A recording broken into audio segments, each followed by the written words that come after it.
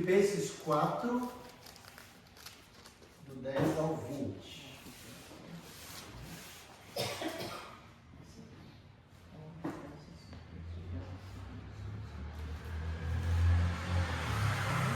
Filipenses 4, do 10 ao 20.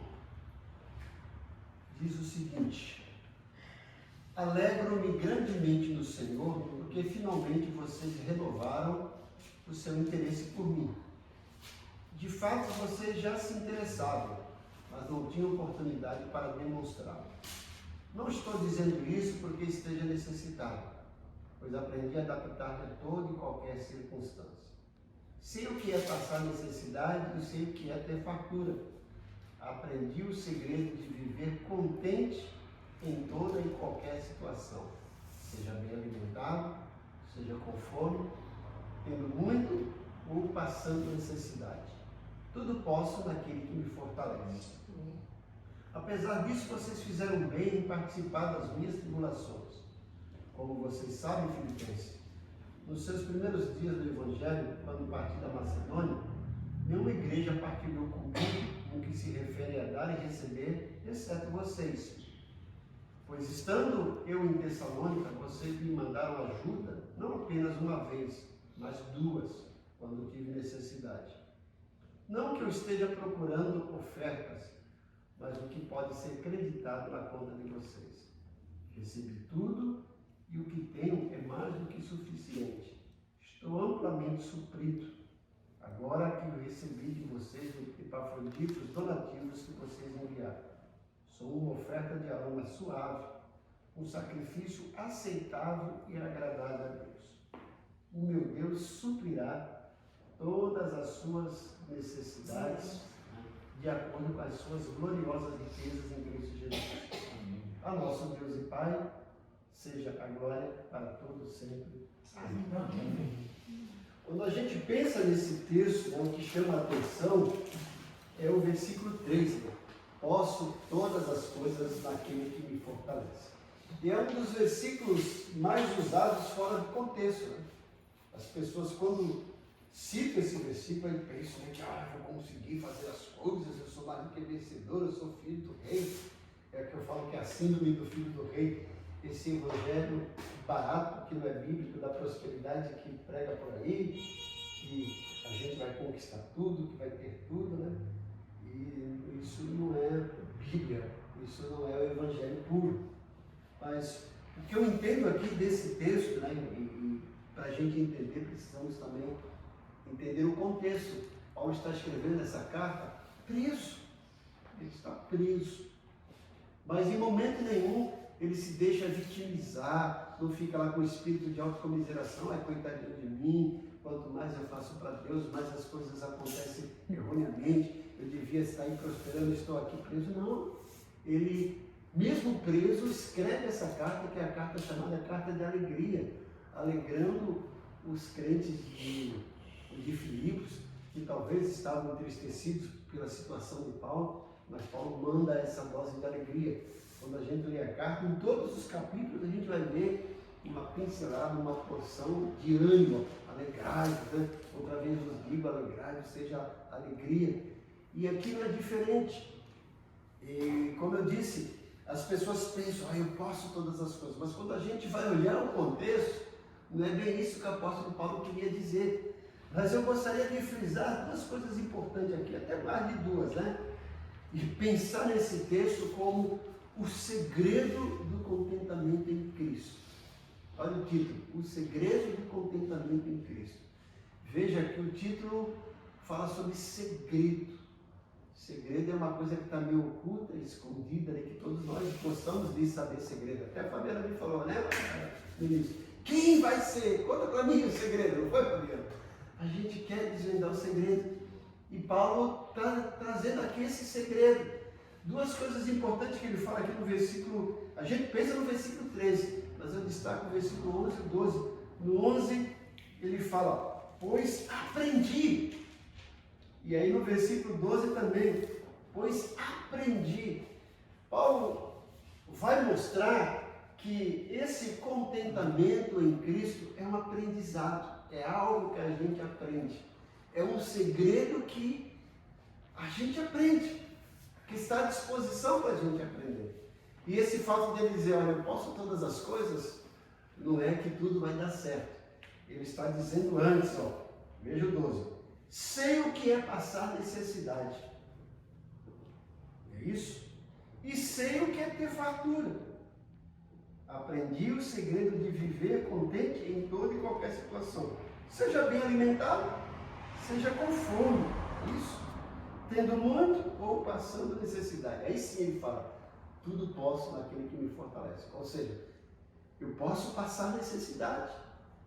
Eu posso ter privações. Eu posso estar bem alimentado. Eu posso ter suficiência. Tudo isso eu consigo. É no Deus que me fortalece. Esse é o segredo. Aleluia. O segredo é que a suficiência, a fortaleza vem de Deus. E Paulo está dizendo, olha, aprendi o segredo. Então a primeira coisa que ele diz aqui no versículo 11 é que existe essa escola onde a gente aprende. Eu coloco como título a escola da suficiência. Vê que ele fala, aprendi a contentar-me com o que tenho. Isso é um segredo. Às vezes nós não estamos contentes, querendo obter alguma coisa que a gente não tem, e a gente fica ansioso, fica apreensivo, luta por aquilo, mas porque a gente não está contente com o que tem. Veja que coisa, né? Às vezes a gente quer trabalhar mais, quer conquistar, quer ter, mas não dá valor àquilo que a gente tem. A gente às vezes não é grato para aquilo que Deus nos deu. A gente fica pedindo, Senhor, me dá uma casa nova. Não está errado pedir, peça. Mas já agradeceu pela casa que a gente tem? A gente esquece disso. E a gente precisa aprender isso, a ser grato, a reconhecer que a suficiência vem de Deus. O que Deus está suprindo. Eu não tenho casa própria, mas obrigado, Deus. Ainda não tenho casa própria, mas obrigado que eu consegui um aluguel, estou conseguindo pagar um aluguel. E Paulo está dizendo, olha, eu aprendi a contentar-me com o que tenho. Veja que Paulo não nasceu contente. Ele fala que ele aprendeu. Aprendizado é algo que a gente vai conquistando dia a dia. Assim como a criança não nasce falando, não nasce se expressando, ela vai aprendendo. Ela já não nasce comendo, vai aprendendo a comer, se alimentar, vai aprendendo depois a escrever, a falar. É um aprendizado. Então, isso a gente entende que o contentamento é fruto da nossa maturidade espiritual. Quanto mais a gente é maduro espiritual, lendo a palavra, orando, congregando, desfrutando daquilo que Deus tem, nós vamos aprender a estar contente. Essa carta da alegria, Paulo está dizendo, olha, é um segredo. Eu estou aqui preso, mas aprendi a ficar contente com o que eu tenho. É esse aprendizado. A aplicação desse versículo 11 é que o crente satisfeito não é movido pelo que tem, mas por quem ele tem em Cristo. Ele tem aquilo porque foi Deus que concedeu. Ele tem aquilo em Cristo. E a gente às vezes esquece, né? Eu falo que o crente, ele esquece das coisas. Paulo vai falar aqui nessa carta que a nossa pátria está lá no céu. E todos nós queremos ir para o céu, não é isso? Mas a gente às vezes quer fincar a nossa estaca aqui na terra. Esquece que isso aqui é passageiro. Isso não quer dizer que a gente vai relaxar, vai abrir mão de tudo, não. Mas às vezes a gente luta para que as coisas aqui, né, se desgasta e fica perdendo o que é mais importante, o compromisso com Deus, o compromisso com a palavra de Deus, a comunhão com Deus. Às vezes a gente quer trabalhar mais do que necessário, aí não tem tempo para vir à igreja, não tem tempo para ler a Bíblia, não tem tempo para orar. Aí lembra do que Jesus falou em Mateus 6,19, né? Não junteis para vós tesouro na terra. Depois ele fala, junteis para vós tesouro no céu, onde nem a traça, nem o ferrugem corrói e consome, e nem o ladrão mina e rouba. Aí ele sintetiza no versículo 34. Mas buscai, pois, em primeiro lugar o reino de Deus e a sua justiça, e todas essas outras coisas vos serão acrescentadas. Então, veja que Paulo não tinha nem morada própria, que ele ficava, né, itinerante, pregando, e agora a morada própria que ele recebeu não era dele, era uma prisão que ele não merecia, mas estava lá. Ele fala, eu aprendi a ficar contente, a ser feliz. E às vezes nós não aprendemos a ser feliz com o que temos. Esquecemos disso. Quando a gente está feliz com o que tem, maravilha, né? A gente trabalha sossegado, a gente relaxa. Agora, quando a gente não está feliz com o que tem, a gente quer mais, e fica nessa frenesi de conquistar as coisas, aí fica no estresse espiritual, estresse físico, estresse emocional, se desgasta, e daqui a pouco está aborrecido com tudo. Mas Paulo fala aqui da escola da suficiência.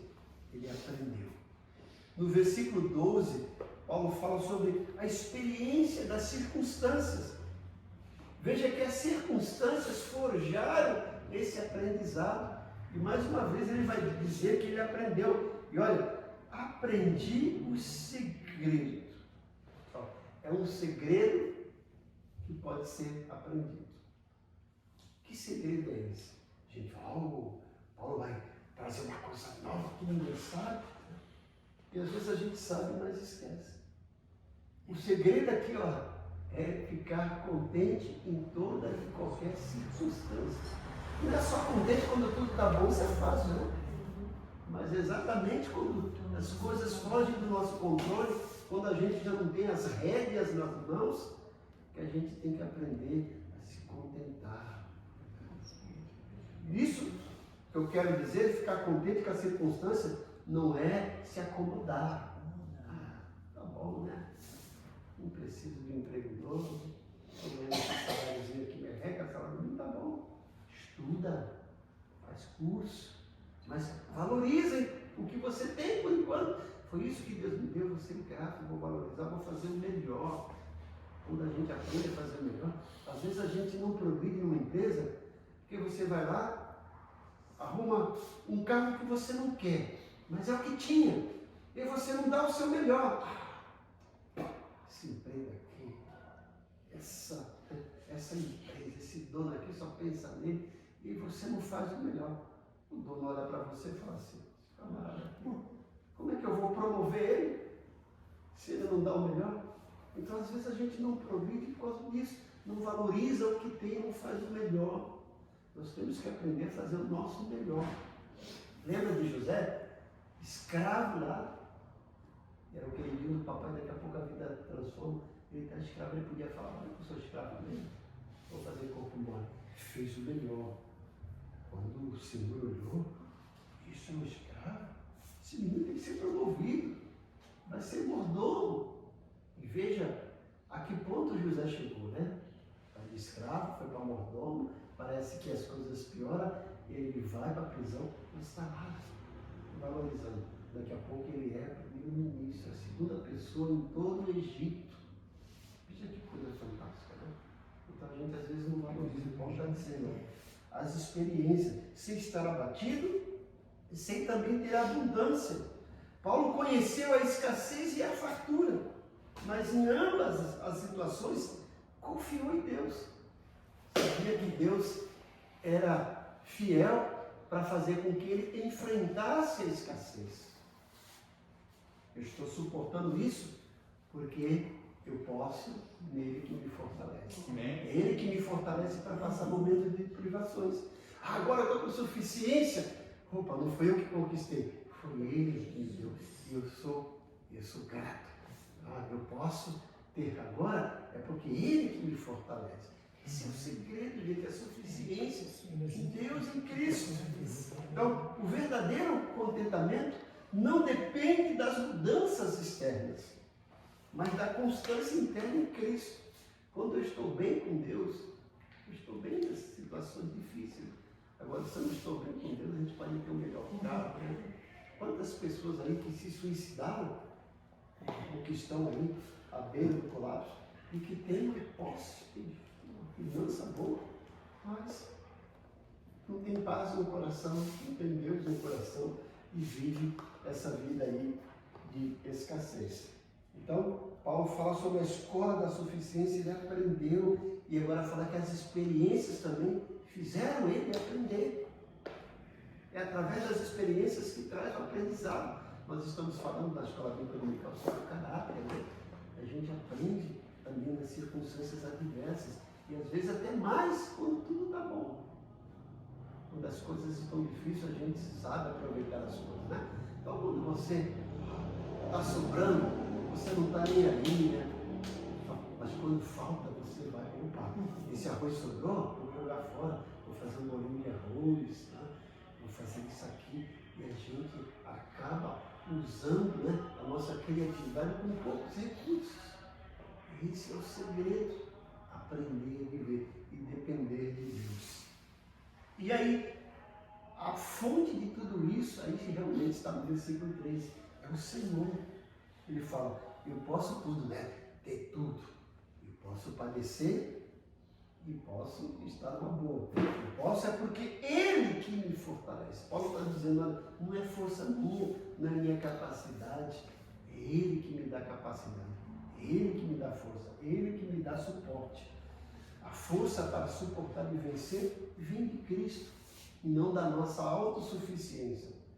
Então essa declaração, gente, não é sobre fazer tudo, mas sobre suportar tudo com fé. Saber, olha, eu sou servo de Deus, e se eu estou passando por isso, se não é falha minha, ou foram escolhas errôneas que eu fiz, e mesmo que foi falha minhas errôneas, eu sei que o Senhor vai me dar força para suportar, para vencer e para aprender.